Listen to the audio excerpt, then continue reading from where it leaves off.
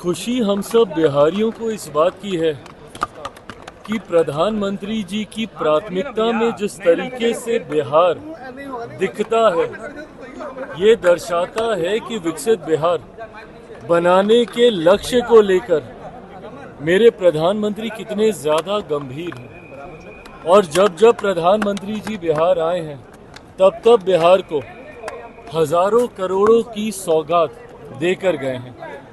और ये ऐसी सौगात है जो धरातल पर दिखती है।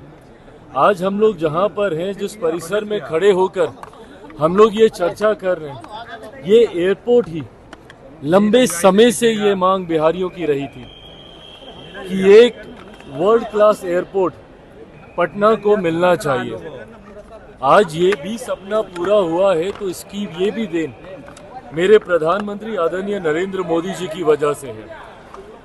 ऐसे में कल उनका आना पुनः विकसित बिहार की नींव को मजबूत करने के उद्देश्य के साथ है।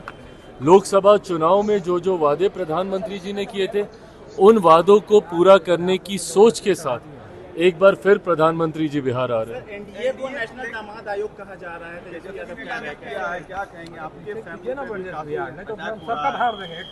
कोई बात नहीं है, मेरी प्राथमिकताएं अलग हैं। कई लोग हैं जो कि चाहते नहीं हैं कि विकास के मुद्दे पर चुनाव लड़ा जाए।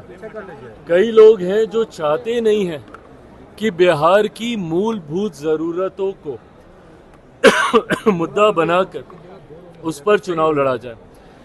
और इसी सोच के साथ वो निरंतरता में आपको अपने लक्ष्य से भटकाना चाहते हैं। कल जब प्रधानमंत्री जी आ रहे हैं, तो पूछे ना प्रधानमंत्री जी से कि भैया आपने ये वादा किया था, ये नहीं हुआ, ये वादा कहा था, ये नहीं हुआ। ये सवाल कीजिए ना, पूछिए कि आपने एयरपोर्ट कहा था नहीं दिया, आपने एक और एम्स कहा था नहीं दिया, ये सवाल कीजिए ना।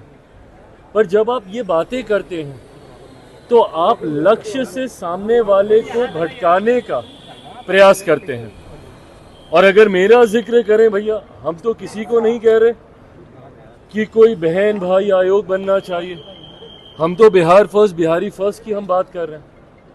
और कोई लाख प्रयास कर ले एनडीए के नेताओं को, हमारे घटक दलों को हमारे मुद्दे से भटकाने का, हम सब प्रधानमंत्री आदरणीय नरेंद्र मोदी जी की सोच, मुख्यमंत्री नीतीश कुमार जी के विकसित बिहार की सोच के साथ, बिहार फर्स्ट, बिहारी फर्स्ट की सोच के साथ हम लोग आगे बढ़ रहे हैं। बाकी जिनको विषय भटकाकर गलत नैरेटिव सेट करने का जो वो प्रयास कर रहे हैं, उसमें वो सफल होंगे नहीं।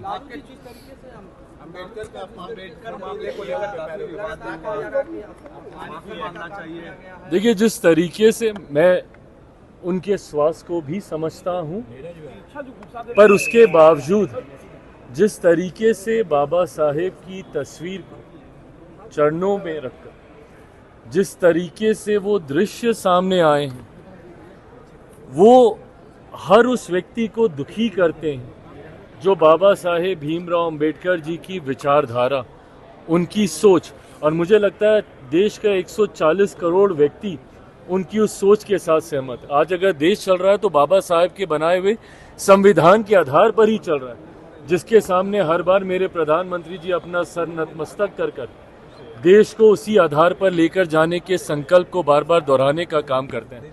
ऐसे में उनका इस तरीके से अनादर, मैं इसको कतई ये नहीं कहूँगा कि सिर्फ दलित समाज या अनुसूचित जाति से आने वाले लोगों की भावनाओं को ही ये ठेस पहुँचाता है। ये ना सिर्फ हर बिहारी को ये दृश्य ठेस पहुँचाता है, हर देशवासी को ये दृश्य ठेस पहुँचाता है। और पुनः उस सोच को सोचने के लिए आपको विवश करता है कि क्या यही इन लोगों की सोच है, जहां एक तरफ इस समाज से आने वाले महापुरुषों का आप अपमान करिएगा और फिर उन्हीं को अपना वोट बैंक बनाकर अपनी राजनीतिक रोटी सेकने का प्रयास कीजिएगा। बहरहाल ये सब जनता के सामने है, और मुझे लगता है सही समय पर जनता अपना सही फैसला इन तमाम विषयों को संज्ञान में रखते हुए लेगी। कब आप कहां से चुनाव लड़ेंगे, इसका फैसला कब तक हो जाएगा? कहां से आप चुनाव लड़ेंगे? ये हमारे अध्यक्ष जी यहाँ पे मौजूद हैं, हमारे संसदीय बोर्ड के अध्यक्ष उल्लास जी यहाँ पे मौजूद हैं। इन तमाम प्रश्नों का जवाब इन्हीं के माध्यम से आपको मिलेगा।